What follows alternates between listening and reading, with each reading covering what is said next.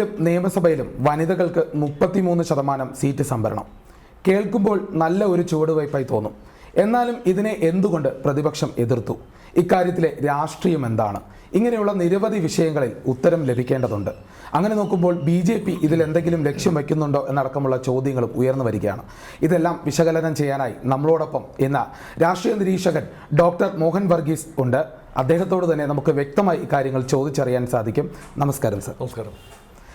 ശരിക്കും രാഷ്ട്രീയപരമായി അല്ലായെങ്കിൽ പോലും ഇതിപ്പോൾ 3-2 ഭൂരിപക്ഷം കിട്ടണം. അങ്ങനെയുള്ളൊരു അവസ്ഥയിലാണ് ഈ ബില്ല് അവതരിപ്പിക്കുന്നത്. BJPക്ക് അറിയാം ഇത് വിജയിക്കാനുള്ള സാധ്യത ഇല്ല എന്ന്, എന്നിട്ട് പോലും ഇത് അവതരിപ്പിച്ചു. അതിലെ പ്രധാനപ്പെട്ട രാഷ്ട്രീയ ലക്ഷ്യം എന്താണ്? യഥാർത്ഥത്തിൽ അവതരിപ്പിച്ചത് വനിതാ സംവരണ ബില്ലല്ല, അത് അവതരിപ്പിച്ച് പാസ്സാക്കി കഴിഞ്ഞതാണ്.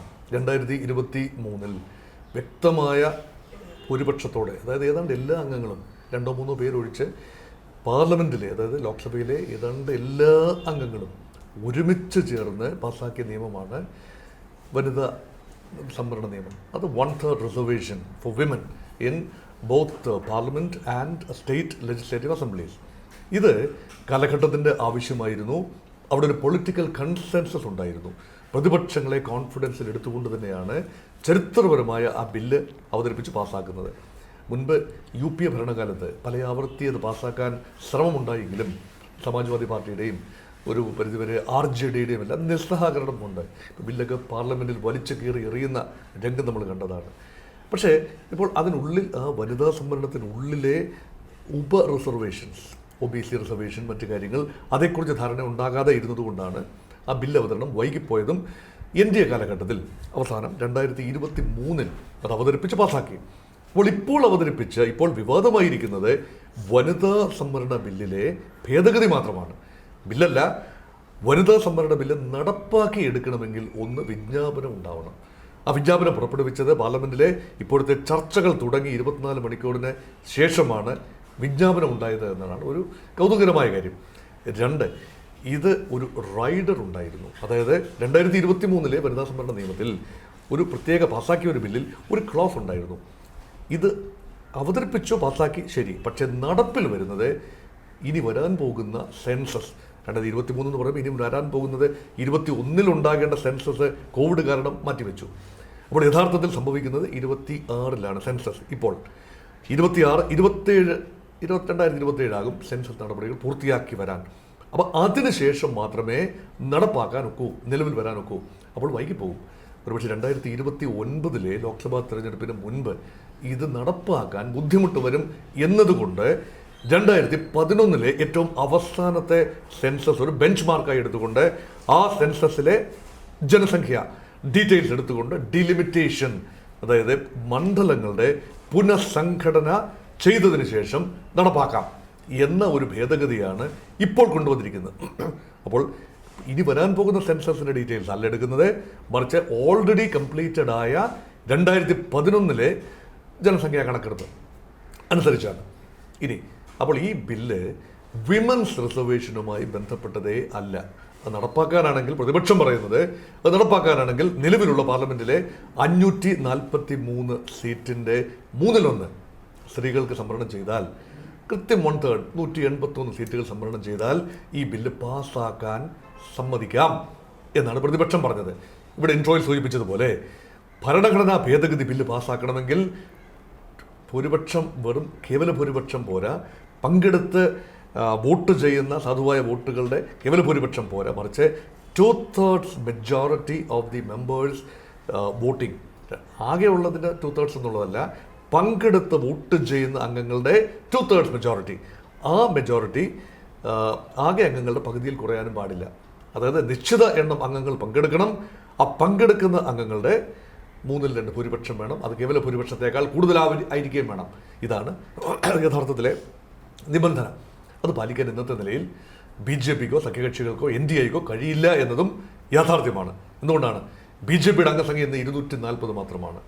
അപ്പോൾ കേവല ഭൂരിപക്ഷം BJPക്ക് ഒറ്റയ്ക്കില്ല. NDA മുന്നണികളെല്ലാം ചേർത്ത് തിന്നാലും 293 അംഗങ്ങളാണ്. 3/2 ഭൂരിപക്ഷം എല്ലാ അംഗങ്ങളും പങ്കെടുത്ത് വോട്ട് ചെയ്യുകയാണെങ്കിൽ 3/2 ഭൂരിപക്ഷം എന്ന് പറയുന്നത് 360 വോട്ടുകൾ വേണം. അത് സമാഹരിക്കാനുള്ള സംവിധാനം ഇന്ന് NDAക്കില്ല. സാധിക്കുന്ന ഒരു കാര്യമുണ്ട്. BJP ആഗ്രഹിക്കുന്നത് പോലെ, NDA ആഗ്രഹിക്കുന്നത് പോലെ, ഒരുപക്ഷെ ഗവൺമെൻറ് ഓഫ് ഇന്ത്യ ആഗ്രഹിക്കുന്നത് പോലെ, ട്രഷറി ബെഞ്ച് ആഗ്രഹിക്കുന്നത് പോലെ പാസ്സാക്കണമെങ്കിൽ ഏതാനും ഇന്ത്യ മുന്നണി കക്ഷികളുടെ പിന്തുണ ആർജിക്കേണ്ടതുണ്ട്. അപ്പോൾ ഇതിലൊരു വലിയ സാധ്യത ഉണ്ടായിരുന്നു, ഉപയോഗപ്പെടുത്തിയില്ല വേറെ കാര്യം, ഉണ്ടായിരുന്നു. ആ സാധ്യത ഇതാണ്. യഥാർത്ഥത്തിൽ 360 എന്ന മാജിക് നമ്പർ എത്തിയാൽ ജയിച്ചു, 3-2 ഭൂരിപക്ഷമായി.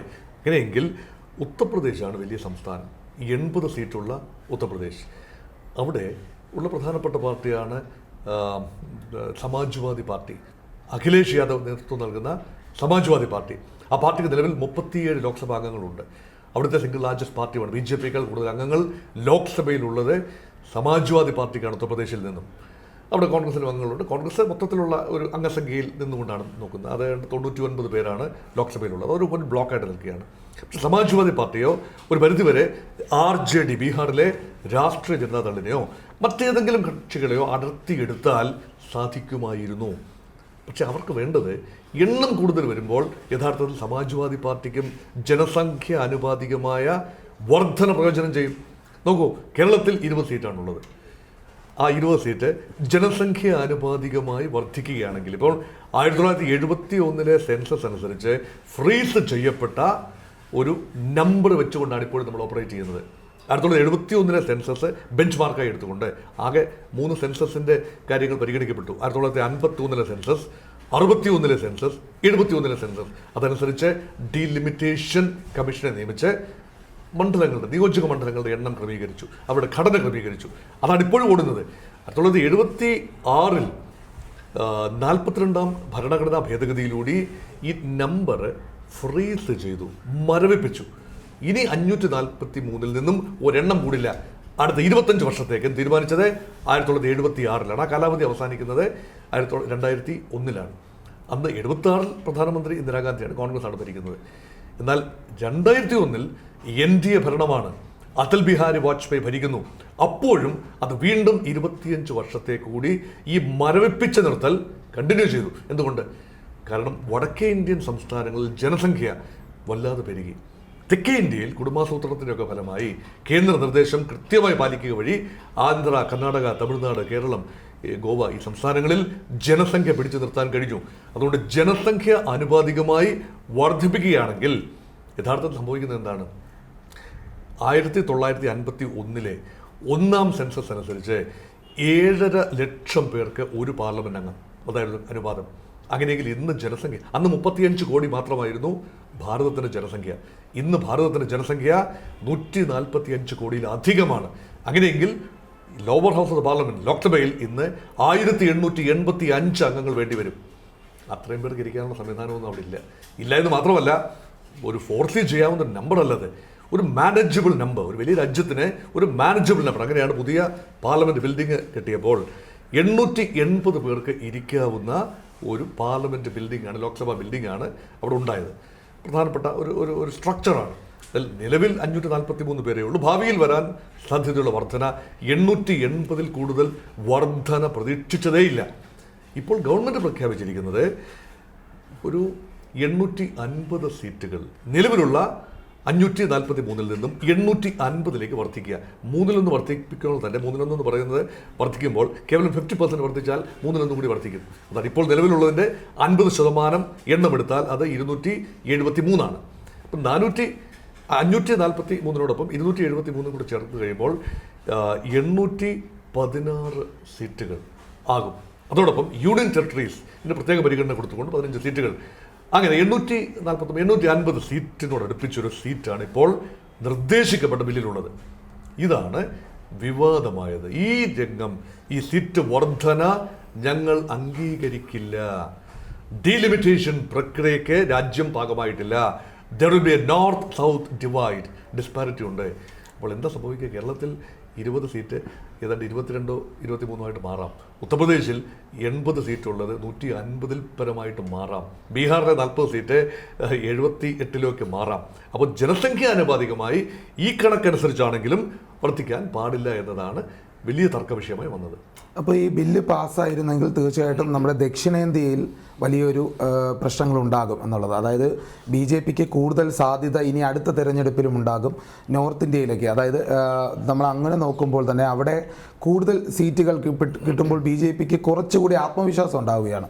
ഇങ്ങനെ വരുമ്പോൾ പിന്നീട് അതൊരു ഒരു പാർട്ടിയുടെയോ അല്ലെങ്കിൽ ഒരു വിഭാഗത്തിൻ്റെയോ മാത്രം ഭരണത്തിലേക്ക് രാജ്യം പോകുമെന്നും അതിനപ്പുറത്തേക്ക് കൈകാര്യം ചെയ്യാൻ പറ്റാത്തൊരവസ്ഥയിലേക്ക് മറ്റു പാർട്ടികൾ ആയിപ്പോകുമെന്നുള്ളൊരു ഭയമുള്ളത് കൊണ്ട് തന്നെയാണോ ഈ പ്രതിപക്ഷം ഇങ്ങനെ ഇതിനെ ശക്തമായ രീതിയിൽ ഇത് ഭരണഘടനാ വിരുദ്ധമാണ് എന്ന് ചൂണ്ടിക്കാട്ടിക്കൊണ്ട് എതിർത്തത്?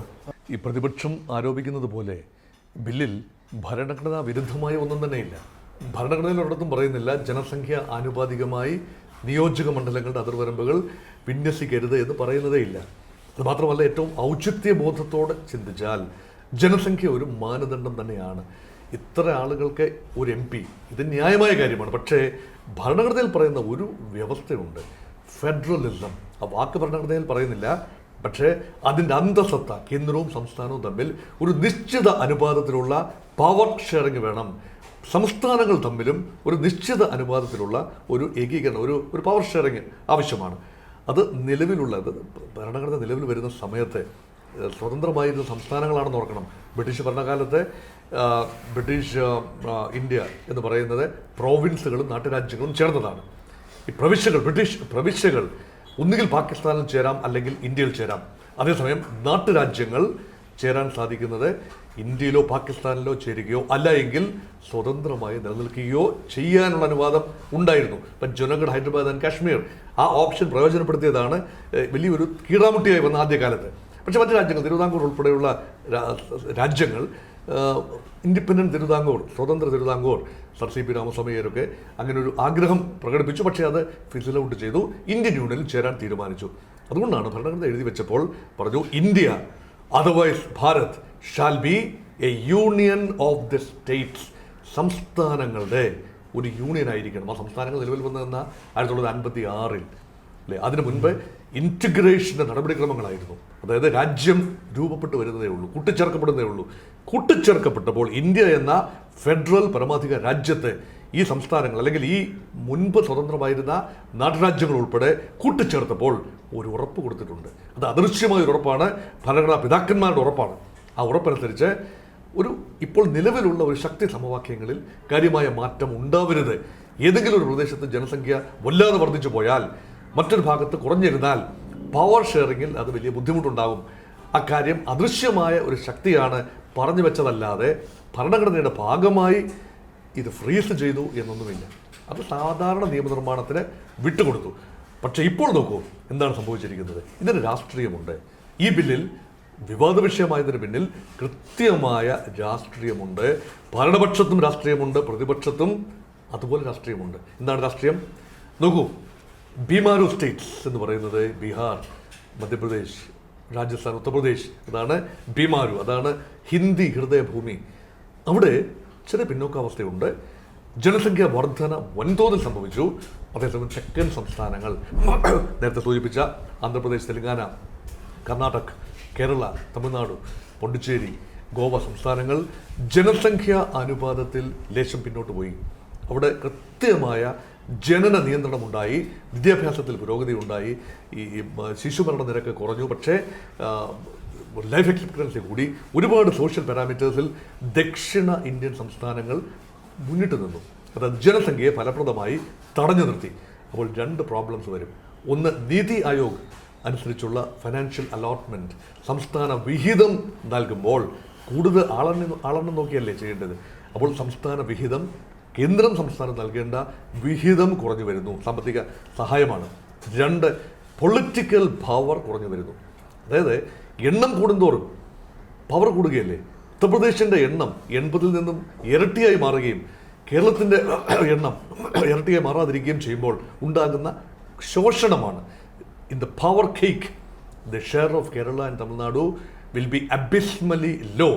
അപ്പോൾ ഫെഡറൽ തത്വം അട്ടിമറിക്കപ്പെടുന്നു എന്ന കാരണം പറഞ്ഞുകൊണ്ടാണ് ഇത് ഭരണഘടനാ വിരുദ്ധമാണ് എന്ന ഒരു പ്രതീതി പ്രതിപക്ഷങ്ങൾ ജനറേറ്റ് ചെയ്യുന്നത്.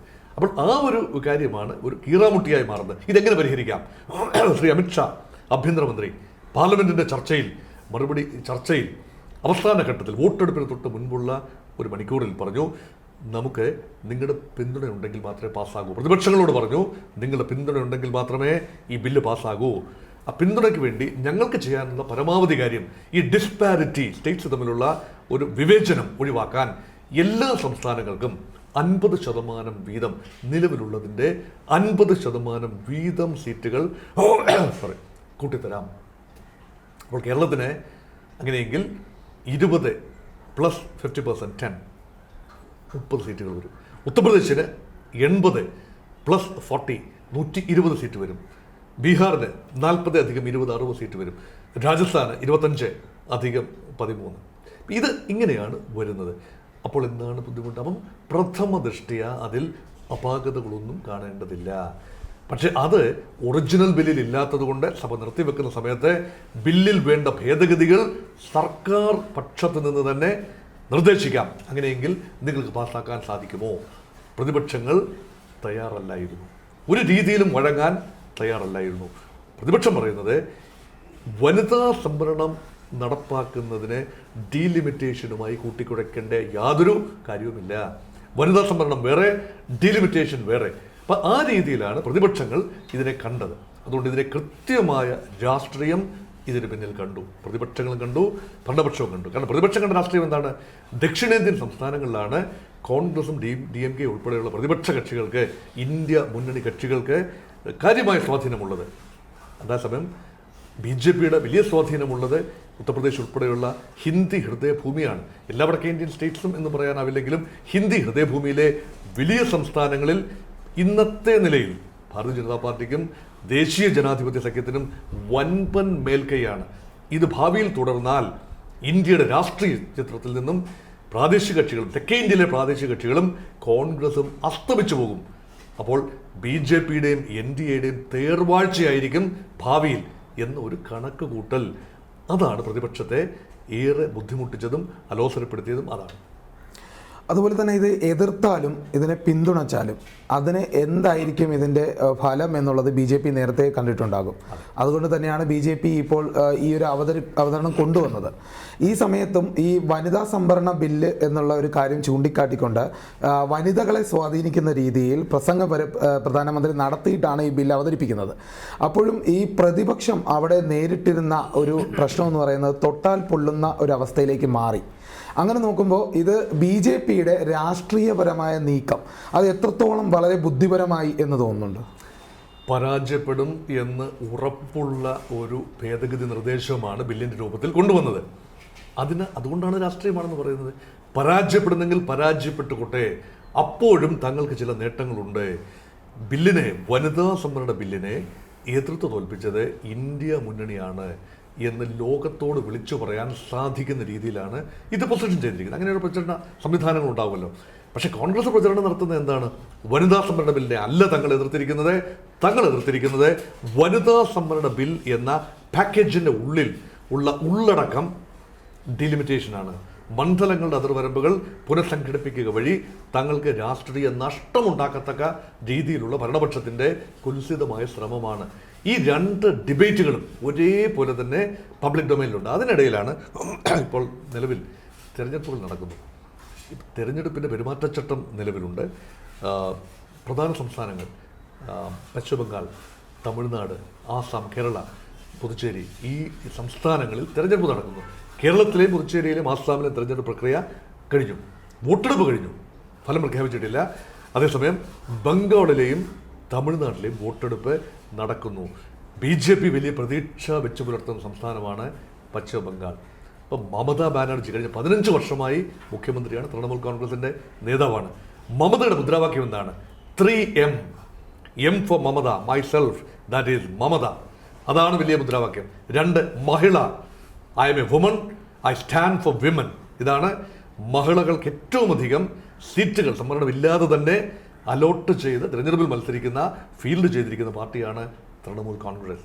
ഈ സംവരണം ഇല്ലാതെ തന്നെ 3-1 സീറ്റുകൾ, 3 വരില്ല, പക്ഷേ എങ്കിലും നല്ല നമ്പർ സീറ്റുകൾ സ്ത്രീകൾക്കായി മാറ്റിവെച്ചിരിക്കുന്ന ഒരു സംസ്ഥാനം. അപ്പം അതിൽ നിന്നും ബെനിഫിറ്റ് എടുക്കാമെന്നാണ് മമത വിചാരിക്കുന്നത്. അതുപോലെ മുസ്ലിം, ബംഗാൾ ജനസംഖ്യയുടെ 1/3 മുസ്ലിമാണ്, 30% മുസ്ലിം ജനസംഖ്യയാണ്. അവർ പലരും ബംഗ്ലാദേശിൽ നിന്നും കടന്നു വന്നവരാണ്, ഇന്ത്യൻ മുസ്ലിംസും ഉണ്ട്. അപ്പോൾ ഇതെല്ലാം തന്നെ മമതയുടെ വോട്ട് ബാങ്കാണ്. മമതയുടെ വോട്ട് ബാങ്കിലേക്ക് ഇരച്ചു കയറാനാണ് BJP ശ്രമിക്കുന്നത്. അതാണ് ഇതിൻ്റെ ബില്ലിൻ്റെ പിന്നാമ്പുറത്തുള്ള ഇമ്മീഡിയറ്റ് എയിം എന്ന് പറയുന്നത്. അതായത് ബംഗാളിലെ നിയമസഭയിലെ BJPയുടെ അംഗസംഖ്യ 77 മാത്രമാണ്. തൃണമൂൽ കോൺഗ്രസ് 214 സീറ്റുകളുണ്ട്. പക്ഷേ ഈ മാജിക് മാർക്കായ 150ഓളം സീറ്റുകൾ ലഭിക്കണമെങ്കിൽ ഇരട്ടിയോളമായി മാറണം. BJPയുടെ സംഖ്യ ഇരട്ടിയോളമായി മാറണമെങ്കിൽ there should be a good will among women in Bengal. അത് മമതയുടെ ക്യാമ്പിൽ നിന്നും സ്ത്രീകളെ മൊത്തത്തിൽ അടർത്തിയെടുക്കാൻ കഴിയില്ലെങ്കിൽ പോലും ചെറിയ വിഭാഗത്തെ അടർത്തിയെടുത്താൽ മമതാ ബാനർജിയെ പരാജയപ്പെടുത്താൻ കഴിയുമെന്ന ഒരു ചിന്ത. തമിഴ്നാട്ടിൽ BJP വലിയ വിജയപ്രതീക്ഷയൊന്നുമില്ല. അണ്ണാ DMKയുമായിട്ട് ചേർന്ന് മത്സരിക്കുന്നു. ഒരുപക്ഷെ കേന്ദ്രവിരുദ്ധ പ്രക്ഷോഭത്തിൻ്റെ കുന്തമുനയായി മാറുന്നത് ഒരുപക്ഷെ DMK നയിക്കുന്ന തമിഴ്നാട്ടിലെ ഇന്ത്യ മുന്നണിയാണ്. അവിടെ കോൺഗ്രസ് ഒരു ജൂനിയർ പാർട്ട്ണർ, ഇടതുപക്ഷങ്ങൾ ജൂനിയർ പാർട്ട്നേഴ്സാണ്. അവർ അതിശക്തമായ ഹിന്ദി വിരോധം അല്ലെങ്കിൽ വടക്കേ ഇന്ത്യയോടുള്ള ഒരു വിയോജിപ്പ്, ഭാരതീയ ജനതാ പാർട്ടിയുടെ സ്വാഭാവികമായി ഉണ്ടാകാൻ പോകുന്ന ഒരു വിയോജിപ്പ്. അപ്പോൾ സ്റ്റാലിനാണ് പട നയിക്കുന്നത്. ഇന്ത്യ മുന്നണിയിൽ നിന്നുകൊണ്ട് കേന്ദ്ര അവഗണനയ്ക്കെതിരെ അല്ലെങ്കിൽ കേന്ദ്രത്തിൻ്റെ കടന്നുകയറ്റത്തിനെതിരെ ഈ നിയമനിർമ്മാണത്തിലൂടെ തെക്കേ ഇന്ത്യയുടെ പ്രാധാന്യം നഷ്ടപ്പെടുത്താൻ സാധ്യതയുണ്ട് എന്ന് പറഞ്ഞുകൊണ്ട് ഉച്ചത്തിൽ സംസാരിച്ചു കൊണ്ടിരിക്കുന്നത് MK സ്റ്റാലിനാണ്, തമിഴ്നാട് മുഖ്യമന്ത്രിയാണ്.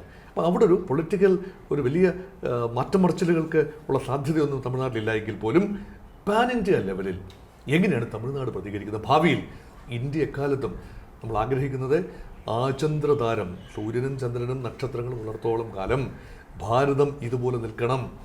ഭാരതത്തിന് ഈ രൂപമായിരുന്നില്ലല്ലോ. പല എംപയറുകൾ മാറി മാറി വന്നു, പല നാട്ടുരാജ്യങ്ങൾ ചിതറി നിന്നു, അവസാനം ബ്രിട്ടീഷുകാർ വന്നു. ഇന്ത്യ ഒരു യുണൈറ്റഡ് ഇന്ത്യ ഇന്ന് നമ്മൾ കാണുന്ന ഒരു പൊളിറ്റിക്കൽ ഫ്രെയിംവർക്കിലേക്ക് എത്തി നിൽക്കുകയാണ്. അത് ഇതുപോലെ പോകണമെങ്കിൽ നീക്കുപോക്കുകൾ ഉണ്ടാകണം, അണ്ടർസ്റ്റാൻഡിങ് ഉണ്ടാകണം. ഈ ലെജിസ്ലേറ്റീവ് മെജോറിറ്റി മാത്രം വെച്ചുകൊണ്ട് ഫെഡറൽ കാര്യങ്ങൾ തീരുമാനിക്കാനാണ് എങ്കിൽ ഇന്ത്യയുടെ പൊളിറ്റിക്കൽ കൊഹീഷൻ അല്ലെങ്കിൽ ഇൻറ്റഗ്രേഷൻ അഫക്റ്റഡ് ആകും. അത് പാടില്ല. ഇതാണ് പ്രതിപക്ഷം പറയുന്ന പ്രധാനപ്പെട്ട വാദഗതി. പക്ഷേ ഇവിടെ പ്രതിപക്ഷത്തിനും ഭരണപക്ഷത്തിനും യോജിക്കാവുന്ന മേഖലകൾ കണ്ടെത്തുകയും ജനസംഖ്യ ഒരു ആനുപാതികമാകണം, ഒരു പരിധിവരെ ജനസംഖ്യ പരിഗണിക്കപ്പെടണം.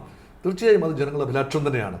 അതേസമയം തന്നെ ഫെഡറൽ തത്വങ്ങൾ നഷ്ടപ്പെടാതെ വേണം ഈ പുനഃസംഘടന വേണ്ടത്. അതേപോലെ തന്നെ വനിതാ സംവരണം കാലഘട്ടത്തിൻ്റെ ആവശ്യമാണ്, ഉടനടി നടപ്പാക്കണം. അതാണ് പ്രതിപക്ഷം ചോദിക്കുന്നത്.